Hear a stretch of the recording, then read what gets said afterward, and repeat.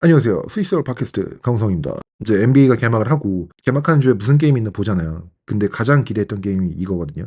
바로 덴버 너게츠와 오클라호마 시티 선더스의 경기가 있었는데 프리뷰 보신 분들은 알겠지만 제가 서부에서 꼽은 1티어 컨텐더 팀 두 팀이거든요. 이 두 팀이 개막전에서 만났는데 경기가 예상보다 좀 맥이 없이 끝났죠. 그리고 덴버의 팬들이라면 이 덴버 경기를 보면서 뭔가 좀 기분이 안 좋았을 것 같아요, 이번 경기가. 그래서 본격적으로 오늘 덴버랑 OKC 경기도 리뷰를 해보자면, 저는 제 생각에는 OKC가 보스턴의 이 전반적인 탤런트 레벨, 그러니까 선수들의 전반적인 기량의 총합에 그걸 따라갈 수는 없지만 그나마 거기 한번 비벼볼 수 있는 근접한 유일한 팀이 OKC라고 생각하거든요. 왜냐면 다양한 스타일의 5맨 라인업을 구성할 수 있고 5명 모두가 드리블, 슛, 패스를 다 할 수 있고 어떤 형태의 상대를 만나도 수많은 카운터가 있고 수많은 다른 형태의 공격을 할 수 있고 수많은 형태의 수비를 할 수 있고 무엇보다 팀의 스타를 위해서 스페이싱이 완벽하게 되는 팀이거든요. 그래서 이것 때문에 OKC가 저는 보스턴과 뭔가 탤런트 레벨에서는 비슷한 근접한 팀이다라고 생각을 하는데 오늘 경기를 보면은 그게 굉장히 잘 드러났고 오늘 채 톰그랜 얘기를 하겠지만 채 톰그랜이 이 OKC 로스터에서 얼마나 중요한지가 굉장히 잘 드러난 것 같아요. 오늘 경기 플로우가 초반에 덴버가 앞서갔어요. 요키치한테 공이 들어갈 때마다 덴버 선수들이 역시나 기계처럼 잘 움직이고 매 순간 최고의 플로우 리딩을 보여주면서 플레이메이킹한 요키치가 덴버의 공격을 잘 이끌었고 OKC가 초반에 슈팅이 안 좋았어요. 그러니까 덴버가 19대 10으로 앞서갔어요. 그리고 이제 덴버 벤치 유닛이 투입이 되는데 그 순간부터 모든 게 다 무너집니다. 덴버 벤치는 뭐 이거는 올해만 그런 건 아니에요. 항상 그렇게 좋은 벤치가 아니었어요.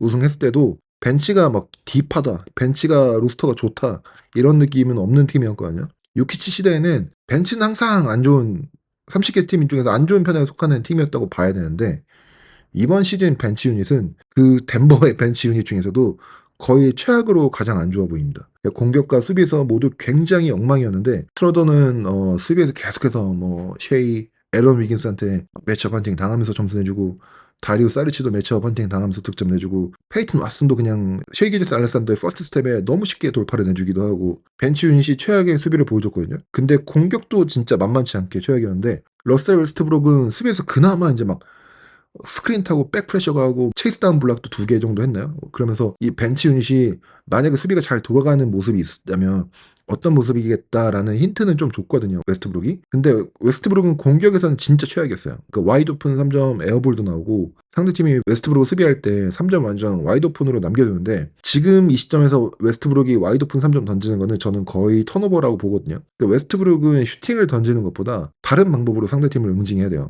그런데 오늘 3점 슈팅 6개 던졌고 그중에 하나를 넣었어요. 그 다음에 뭐 요키치랑 투맨 게임 하면서 턴오버도 하고 속공에서 레이업도 놓치고 스트로더도 슈팅도 안 좋았고 다리우 사리치도 이럴듯할 뭐 공격을 보여주지 못했고 한마디로 말해서 요키치가 벤치로 가고 벤치 유닛이 들어오는 순간 벤치 유닛이 거의 최악의 퍼포먼스를 보여줬습니다. 그리고 그 이후에 결국 덴버는 경기를 따라잡지 못하고 졌거든요. 이 OKC에서 채 톰그랜이 진짜 중요한 게 채 톰그랜이 뛰는 이 포지션 5번 센터 자리가 굉장히 많은 팀들의 많은 선수가 힘들어하는 자리고 현대농구에서 굉장히 어려운 포지션이에요. 보스턴이 무서운 팀인 이유 중 하나가 이거거든요. 그러니까 센터 포지션에 있는 선수들 보세요. 아로포드 있죠. 아로포드 스팟업 슈팅하고 픽앤팝도 할 수 있고 수비에서 스위치되어서 나와서 밖으로 불려놨을 때 굉장히 아르포드가 잘 버티고요. 포르징기스도 역시 드랍 커버리지로 림 프로텍션을 제공할 수 있는 빅맨이면서 스팟업, 뭐 픽앤팝 또는 뭐 미스매치 됐을 때 포스트에서 아이솔레이션 공략도 되고 이런 식으로 5번 포지션의 선수가 굉장히 여러 가지 형식으로 팀에 도움을 줄 수 있는 선수를 가진 팀이 사실 별로 없어요. 그리고 이 포지션에서도 굉장히 많은 선수들이 투웨이 플레이어가 아닙니다. 그러니까 공격이 좋으면 수비가 안 좋고 수비가 좋으면 공격이 안 되고 그래서 그런 선수들이 많거든요. 그런데 어떤 팀이든 이 포지션에 이렇게 다재다능한 선수를 갖고 있게 되면 그 팀의 실링이 진짜 훨씬 높아지거든요. 거기다가 5번이라는 포지션이 요즘에 너무 어려운 포지션이기 때문에 그 포지션에 이런 선수를 갖고 있는 거는 팀에 진짜 큰 도움이 되거든요. 근데 오늘 채 톰그랜 보세요. 오늘 채 톰그랜이 처음 경기 시작할 때 첫 번째 시프트에서 진짜 좀 고전했어요. 그러니까 요키치를 막을 때 더블팀 불러서 막아야 됐고 근데 그 이후에 다시 교체돼서 들었을 때 그때부터 채 톰그랜이 굉장히 잘했습니다. 오늘 홈그랜 스탯이 25득점, 4공격 리바운드를 포함해서 14리바운드, 5어시스트, 스틸 2개, 블락 4개 했는데 특히 후반전부터 OKC가 점수를 많이 벌리기 시작하는데 이때 홈그랜의 역할이 진짜 중요했거든요. 후반전에는 이제 요키치에게 더블팀을 안 가고 챗 홈그랜이 그냥 1대1 포스트 공격을 요키치의 포스트 공격을 막는데 진짜 피지컬하게 버티고, 물론 요키치가 좋은 포스트 무브를 한 이후에 마무리를 못한 것도 좀 있어요. 근데 챗 홈그랜이 죽을 힘을 다해서 진짜 피지컬로 버텨줍니다. 이 경기에서 진짜 아이코닉한 장면이 나왔는데 요키치가 골 밑에서 슛을 하는데 홈그랜이 블락을 하고 요키치를 트랜지션에서 완전히 앞지르면서 어마어마한 덩크를 찍었는데, 사실상 저는 여기서 경기가 끝났다고 보거든요. 분위기 많이 넘어가고 점차도 벌어져가지고 사실상 경기가 여기서 끝났어요. 챗 홈그랜이 오늘 클로즈아웃 어택도 잘했고요. 스팟업 슈팅도 좋았고 오늘 챗 홈그랜의 올어라운드 게임이었다고 봅니다. 5번 자리에 홈그랜 같은 선수를 갖고 있는 OKC가 저는 진짜 어마어마하다 생각하거든요. 근데 여기다 OKC는 IJ 하텐슈타인도 얻었죠. 오프시즌에. 지금 현재 하텐슈타인이 부상을 당하긴 했지만 뭐 길게 아웃될 것 같지 않고요. 또 돌아올 거고, 하텐슈타인이 오기 전에도 OKC는 이미 좋았던 팀이에요. 이미 1위에 있던 팀이고, 만약 하텐슈타인을 안 데려왔어도 OKC는 그 멤버 그대로 갖고 있고, 작년에 1위 했던 멤버 그대로 갖고 있고, 하텐슈타인이 없었어도 OKC는 이번 시즌 1번 시드로 아마 예상이 됐을 거예요. 근데 하텐슈타인 데리고 온 거는 매치업의 다변성을 위한 거죠. 그러니까 OKC는 일반적으로 정규 시즌에는 하텐슈타인이 없어도 뭐 우월한 전력을 가진 팀이 될 수 있겠죠. 근데 이제는 예를 들면 플레이오프에 가서 매치업에 따라 투빅 라인업도 쓸 수 있고 매치업을 굉장히 다양하게 쓸 수 있는 팀이 된 거예요. 오늘 덴버가 최악의 경기를 했어요. 자멜 머레이, 뭐 마이클 포터 주니어, 에런 고든, 뭐 벤치, 뭐 다 진짜 안 좋은 게임을 했거든요. 그런데 덴버랑 OKC가 이 정도 차이가 나는 팀이냐 하면 저는 그건 아닌 것 같거든요. 그래서 만약에 다음에 덴버가 만나면 더 칼을 갈고 더 좋은 펀치를 날릴 수 있겠죠. 그렇게 되면 이제 하텐슈타인이 만약에 필요하게 될 수도 있어요. 제가 프리뷰에서 얘기했던 대로 미네소타가 지난 시즌 플레이오프에 보여준 덴버를 상대하는 매뉴얼이 리그에 지금 나와 있거든요. 투빅 라인업을 사용하면서 덩치 좋은 빅맨을 요키치한테 붙이고 그 뒤에 림 프로텍터를 놓으면서 상대하면 된다. 그러니까 하텐슈타인을 요키치한테 매첩시키고 림 프로텍터인 챗 홈그랜을 뒤에 놓으면서 이런 식으로 요키치를 상대할 수 있다라는 거를 미네소타가 보여줬고, OKC가 그거를 할 수 있는 로스터가 있거든요. 어쨌든 오늘은 그 라인업을 쓰지 않아도 될 정도로 오늘은 압도적으로 좋았고, 오늘은 피지컬적으로도 OKC가 굉장히 놀라운 모습을 보여줬어요. 그러니까 OKC의 지난해 약점 중 하나가 피지컬 배틀에서 조금 약하다는 점이었거든요. 루도트, 뭐 제이덕 같은 피지컬이 좋은 선수도 있고 알렉스 카루소 들어왔지만, 이런 피지컬한 선수들이 있지만 전체적으로 팀을 봤을 때 얇고 가는 선수들이 많아서 몸싸움에서 잘 버티지 못하고, 이게 디펜시브 리바운드가 약한 팀으로 아예 스탯에서 드러나 버리잖아요. 근데 오늘도 덴버한테 오펜스 리바운드는 17개 내줬거든요. 여전히 이 점은 보완해야 될 부분이고, 근데 하텐슈타인이 부상에서 회복되고 라인업이 들어오면 이 부분이 향상될 수 있겠죠.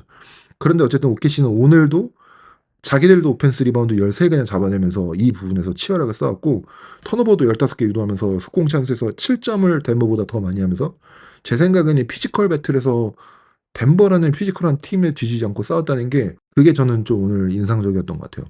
그리고 셰이 기르스 알렉산더, 지난 시즌 MVP 순위 2위, 올 시즌 진짜 MVP 탈 가능성이 높은 선수인데 첫 경기를 훌륭하게 가져갔죠. 28득점, 7리바운드, 8어시스트, 스틸 2개. 셰이가 언제나 잘하는 미드레인지에서의 그 헤지테이션, 드리블 후 돌파, 아니면 드리블 후 페이더웨이, 이거에 더해서 오늘은 3점을 더 던지려는 이번 시즌의 셰이의 마인드셋을 좀 엿볼 수 있어. 이제 셰이 기저스 알렉산더가 미드레인지뿐만 아니라 3점 풀업도 더 던지려고 하는 것 같거든요. 특히 이번 경기에서 트랜지션에서 풀업 슈팅 올라가는 장면도 있었는데, 이거는 앞으로 이번 시즌의 셰이 경기 중 지켜봐야 할 점인 것 같아요. 셰이가 지금 갖고 있는 이 능력에 더 많은 풀업 3점을 효율적으로 성공시킨다? 지금 진짜 무시무시한 셰이의 시즌이 될 것 같습니다. 그리고 OKC가 전체적으로 수비가 진짜 좋았는데, 이거 양 팀이 처음에 서로 벤치 유닛을 경기에 넣었을 때 이때 완전히 OKC가 주도권을 가져가기 시작했는데, OKC가 특히 수비에서 레벨을 끌어올리면서 덴버를 뒤로 떨쳐낼 수 있었죠. 챗 홈그랜이 더 피지컬하게 수비하고 그러면서 어느 정도 요키치를 1대1로 감당하고 후반전에 블락 2개 하고, OKC가 클로즈아웃을 굉장히 샤프하게 잘했거든요. 요키치한테 더블팀을 가고 요키치가 이때 밖으로 공을 빼주면 OKC의 탑티어 운동 능력을 가진 선수들이 진짜 굉장히 샤프하게 클로즈아웃을 나가면서 덴버의 요키치로부터 파생되는 공격들을 잘 견뎌냈어요. 클로즈아웃이 진짜 가장 어려운 수비 중 하나거든요. 클로즈아웃을 나갈 때 굉장히 이 넓은 지역을 클로즈아웃 하는 선수가 커버해야 돼요. 막 클로즈아웃 하면서 나가는데 상대 선수는 어디로 갈지도 모르는 상황에서 근데 이 선수가 그냥 슈팅도 던질 수 있기 때문에 그 슈팅을 막으로 일단은 클로즈아웃을 나가야 되죠. 근데 그런 상황에서 상대가 클로즈아웃 어택을 잘하면 돌파를 해서 레이업을 한다던가, 돌파하다가 수비 한 명 붙이고 센터한테 이렇게 드랍 패스를 해준다거나, 아니면 수비 끌어들여서 다시 킥아웃 한다거나 하는 식으로 계속해서 어드밴티지 상대방 팀이 가져가고, 그래서 클로즈아웃 어택을 잘하면 굉장히 수비하기 힘들어집니다. 근데 클로즈아웃 수비를 잘하면 스트롱 사이드에 더 수비를 많이 붙일 수 있어요. 상대 엘리트 공격 플레이어에게 더 많은 수비를 붙이고, 상대로 하여금 위크 사이드에 저기 오픈된 선수가 있네라고 느껴지게 한 다음에, 그 다음에 그쪽에 패스 갔을 때 클로즈아웃을 미친 듯이 나가고, 그 후부터 로테이션이 미친 듯이 도는 이 엘리트 수비팀을 만나면 굉장히 공격하기가 힘든데, OKC가 오늘 보여줬죠.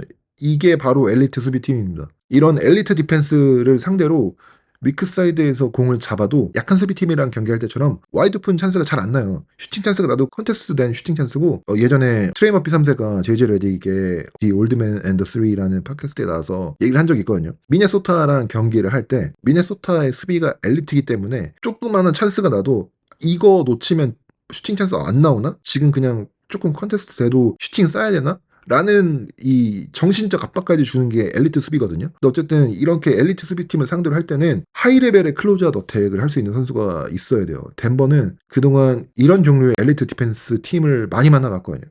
뭐 처음 만나본 게 아니죠, 덴버로서는. 그리고 이런 팀들을 다 찢어놓는 팀이 덴버였어요. 요키치라는 1대1로는 상대가 불가능한 선수가 공을 잡게 만들고, 그 다음에 상대방이 요키치한테 여러 명을 붙이면 이때 요키치가 공을 빼주면서 위크 사이드에서 공을 잡는 선수가 뭐 마이클 포터 주니어나 자멜 머레이 뭐 이런 선수들이거든요. 마이클 포터 주니어 엘리트 무빙 점프 슈터죠. 키가 크고 타점이 높고 상대방이 얼마나 붙어있든지 간에 일단 슈팅이 올라가는 무서운 슈터거든요. 그리고 상대방이 클로즈아웃 나올 때 그 클로즈아웃 어택하면서 들어가면서 돌파도 잘하고, 굉장히 마이클 포터 주니어는 하이 레벨의 클로즈아웃 어택커죠.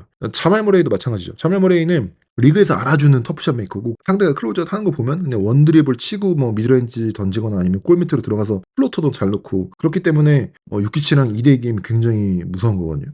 근데 오늘은 최악의 게임을 보여줍니다. 자멜 머레이 야투 13개 중 4개, 마이클 포터 주니어 17개 중 5개, 3점슛 10개 중 3개 넣었고요. 에런 고든 뭐 12개 중 5개 넣었고, 오늘 전반적으로 덴버의 요키치 제외한 선수들의 퍼포먼스가 최악이었어요. 하지만 뭐 한 경기니까 저는 이럴 수 있다고도 생각을 합니다. 그런데 덴버를 올 시즌 좀 길게 보면은, 덴버가 잘하려면 제가 나중에도 좀 길게 얘기하겠지만 벤치가 이 정도로 나빠서는 안 돼요.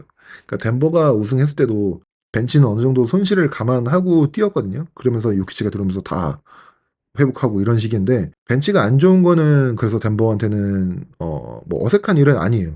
그런데 이 정도로 나빠서는 안 됩니다. 주전들도 뭐 오늘 못했죠. 근데 주전들의 경기에 대해서는 저는 크게 우려하지 않아요. 덴버 팬들은 다 아실 텐데, 자멜 머레이는 원래 슬로우 스타터예요. 자멜 머레이의 시즌 평균 기록을 뭐 10월, 11월 월별로 보면요, 막 10월, 11월에는 막 14점, 15점 막 이래요. 막 되게 안 좋게 시작하다가 항상 자멜 머레이는 오프 시즌 끝나면 폼이 떨어진 상태로 들어와서 시즌을 시작하고, 그러다가 서서히 올라와서 1월 정도 되면 올스타 한번 들어가 보려고 엄청 잘합니다. 그러면서 점점 올라와서 플레이오프 되면 우리가 아는 그 플레이오프의 자멜 머레이가 되는 게 일반적이라서, 전 자멜 머레이가 시즌 초반에 잘 못한다는 건 좀 이상하진 않거든요. 거기다 마이클 포터 주니어도 오늘 같은 안 좋은 경기를 시즌 중에 계속 할 거라고 보진 않아요. 특히 저는 시즌 초반에는 팀들이 안 좋은 플레이를 하는 거를 막 짚어내면서 되게 안 좋은 플레이 했네요, 뭐 이렇게 안 좋네요 라고 하는 것보다 좋은 플레이를 한 것들을 집어내고 싶거든요. 시즌 초반부터 무서운 모습을 보이는 팀들한테 굉장히 잘한다, 굉장히 무섭다 라고 좋은 것들을 집어내는 게 중요하지, 시즌 초반에는 안 좋은 경기력을 보이는 팀들이 많을 수밖에 없거든요. 그래서 그거를 막 너무 찝어내고 싶진 않아요. 뭐 예를 들면 뉴욕 닉스나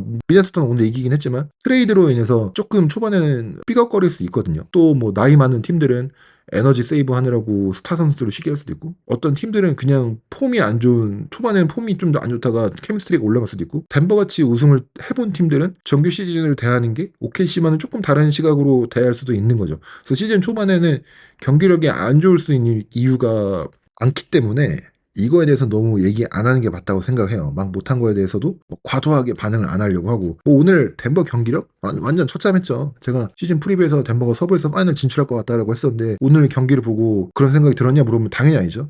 근데 만약에 시즌이 진행되면서 경기력이나 선수의 변화가 있다면 제 예상도 바꿔나가겠죠. 근데 한 경기 끝나고 제가 제 예상을 바꾼다거나 이런 일 없을 것 같고, 근데 이 단 한 경기로 과도하게 반응하거나 하지는 않을 겁니다. 자말 머레이가 올스타처럼 2023년 플레이오프 자말 머레이처럼 플레이한다면 덴버는 챔피언십 팀이 될 수가 있어요. 왜냐하면 요키치를 계속 1대1하게 냅두면 요키치는 계속해서 거기서 완전히 상대를 죽여버릴 거고, 요키치한테 더블팀을 가면 요키치가 패스로 죽여버릴 거고, 요키치가 패스를 할 때 이 패스를 받고 어드밴티지 어택을 할 수 있는 플레이들이 덴버한테 있어요. 그래서 덴버의 자멜 머레이가 요키치와의 투맨 게임이나 아니면 터프샷 메이킹 같은 자멜 머레이 특유의 덴버한테 도움을 주는 이런 플레이들을 하나도 해줄 수가 없다면 덴버는 챔피언십 팀이 아니죠. 그래서 이런 얘기를 단 한 경기 한 후에 덴버 큰일이네 할 수는 없지만, 자말 머레이가 어떻게 플레이하는지가 덴버에게 많은 것이 걸려있는 상황입니다. 왜냐면은 제가 이제 설명을 좀 드릴게요. 오늘 경기에서 덴버의 희망을 좀 찾자면 크리스찬 브라운이 되게 좋아 보였거든요. 자신의 운동 능력을 살려서 커팅하고 자신있게 골밑 돌파하는 모습이 좋았어요.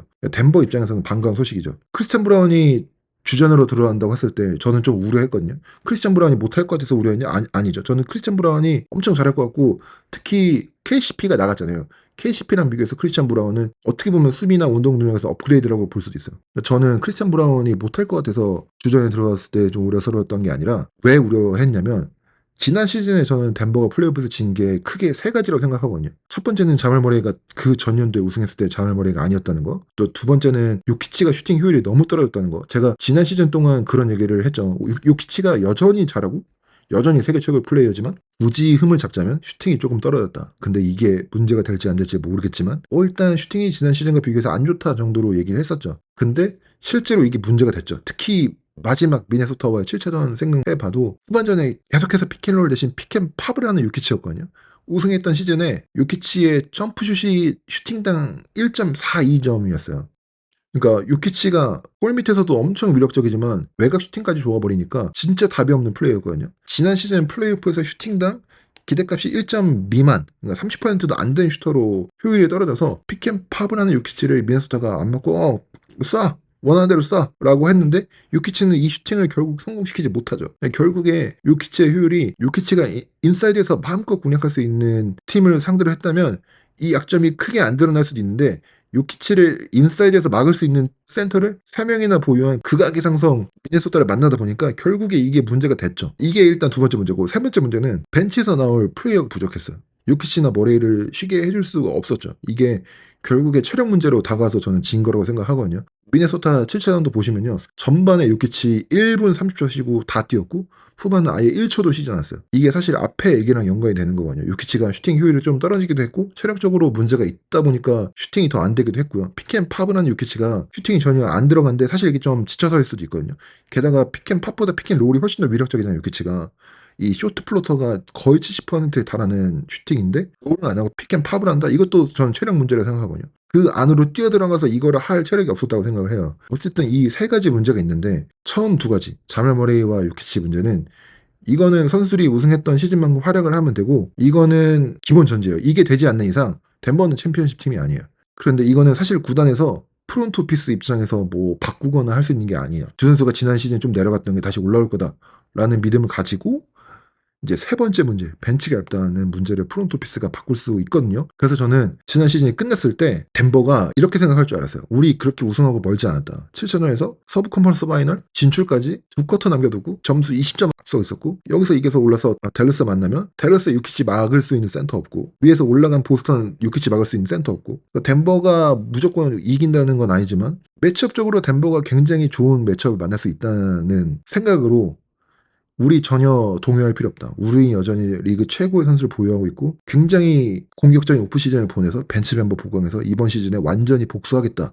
완전히 리벤지 모드로 돌아올 줄 알았거든요. 이번 오프 시즌이 되면서 덴버가 약간 고개를 갸웃거리게 했죠. 보강은커녕 리그 최고의 5맨 라인업이라 불리는 덴버의 스타팅 라인업에서 KCP를 오프 시즌에 잡지 못하고 떠나보내죠.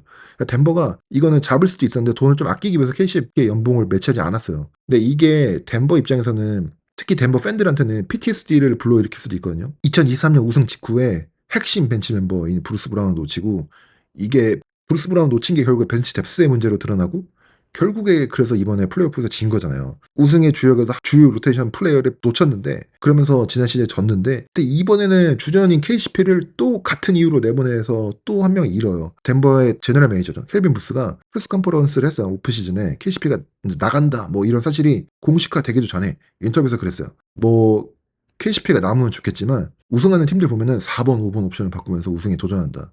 우리는 크리스찬 브라운이 KCP가 만약에 나가더라도 그 롤을 잘 해줄 것으로 본다. 그래서 저는 이때 이미 KCP를 잡을 마음이 없구나라는 걸 알았거든요. 그리고 뭐 켈빈 부스가 한 말이 맞죠. 뭐 크리스찬 브라운 잘하겠죠. 잘 대체하겠죠. 근데 제 팟캐스트 들어오신 분들은 알겠지만 제가 덴버 리뷰할 때마다 크리스찬 브라운 칭찬 많이 하거든요. 지난 플레이오프에서도 활동량, 에너지, 뭐 운동 능력 그리고 앤서니 에도즈를 제일 잘 막는 덴버의 디펜더다 이런 얘기도 했었고. 근데 이게 제가 앞서 말한 것처럼 덴버가 진 원인이 플레이어가 없어서가 아니잖아요. 플레이어의 뎁스가 없어서잖아요.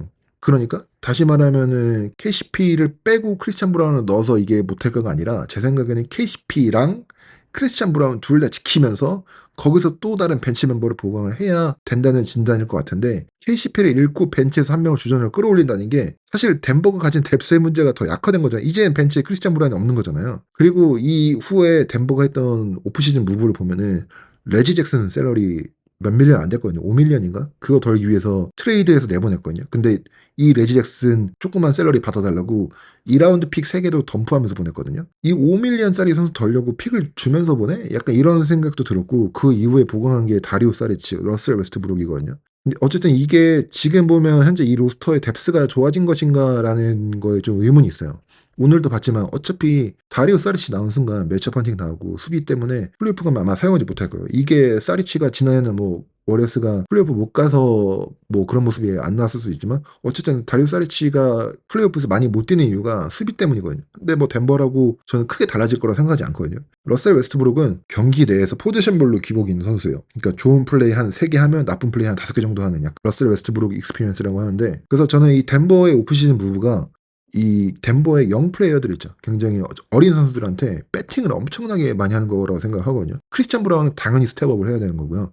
여기에 플러스로 페이튼 왓슨 거기다가 이제 뛰었던 스트러더 같은 선수들이 로테이션에서 들어갈 만큼 스텝업을 해야 되고 덴버는 이 선수들이 그럴 거라는데 배팅을 하고 지금 모든 베테랑들을 내보낸 거거든요. 이 선수들이 그럴 거라는데 배팅을 하고 지금 KCP가 나간 거거든요. 그래서 이게 흥미로운 지점이죠.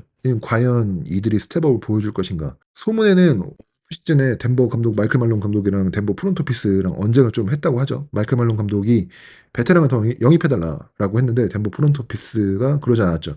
크리스찬 브라운이 주전으로 올라온 문제가 제 생각은 이거야. 그러니까 그 크리스찬 브라운이 올라와서 잘할까 못할까가 아니라 크리스찬 브라운이 올라왔기 때문에 벤치 뎁스가 더 안 좋았다는 거죠. 그래서 올 시즌 좀 분위기가 좋지 않은데 덴버가 굉장히 많은 것에 대한 의문이 있습니다. 저는 덴버가 앞서도 말했듯이 완전 리벤지 모드로 굉장히 시즌을 어그레시브하게 시작할 거라 생각했었는데 오늘은 물론 단 한 경기뿐이지만 프리시즌에서도 마이크 말론 감독이 계속해서 인터뷰에서 얘기하거든요. 라커룸에 누구 하나도 리벤지 모드로 온 애들이 없다.